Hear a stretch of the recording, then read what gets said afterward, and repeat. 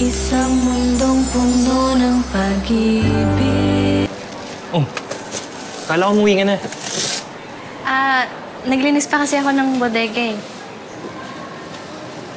Sorry narinig ko kasi usapan niyo ni Onyok.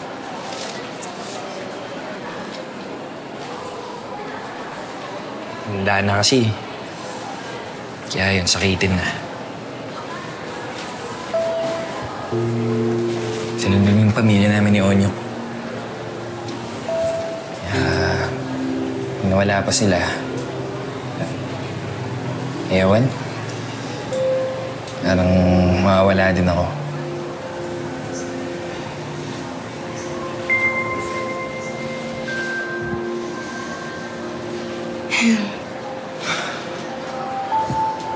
Alam mo, nung iniwan kami ni Papa para sumama sa ibang babae, gumuho din mundo ko.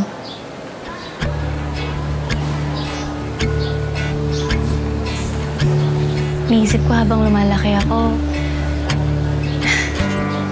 wala naman ako may pagmamalaki. Hindi kami mayaman. Hindi rin ako maganda. At yung buong pamilya na pinangahawakan ko, sira pa. Kaya ako, kung magmamahal man ako, gusto ko, grabe din siya magmahal. Yung alam kong hindi niya ako iiwanan. Kaya, lahat gagawin ko para mahalin niya rin ako. At nakita niya yung worth ko. Kahit pangit ako, hindi ako kaiwan-iwan. Sino naman nagsabi sa'yo nun?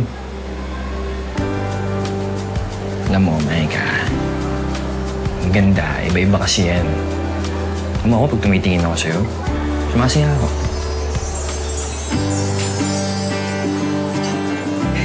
Sumasaya ka? Oo nga! Bakit?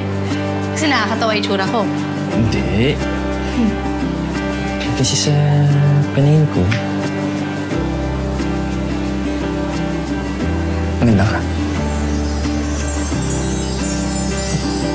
Sira ka talaga. Ang isang mundong puno ng pag-ibig.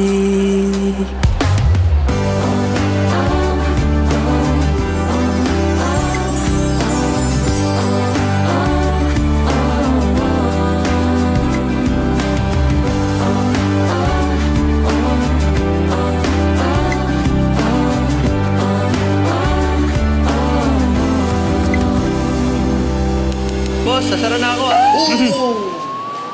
Ginagawa niyo, ha?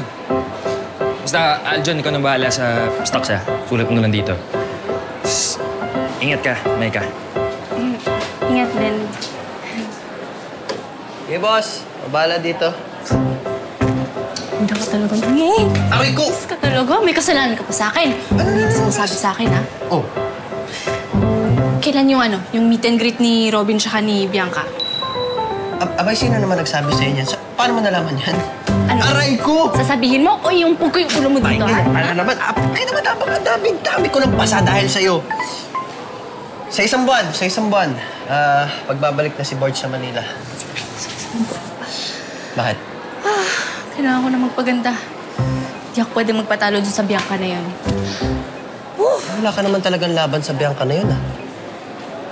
But, looks-wise, Aray ko! Kasi, ano kasi. Eto ang tanong. Kaya mo ba talaga magpaganda sa loob ng isang buwan?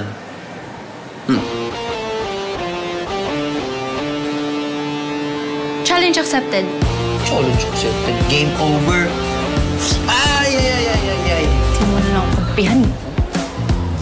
Hindi lang natuloy yung kiss mo, eh. Oh my God. Gusto mo ba? Sige, next time.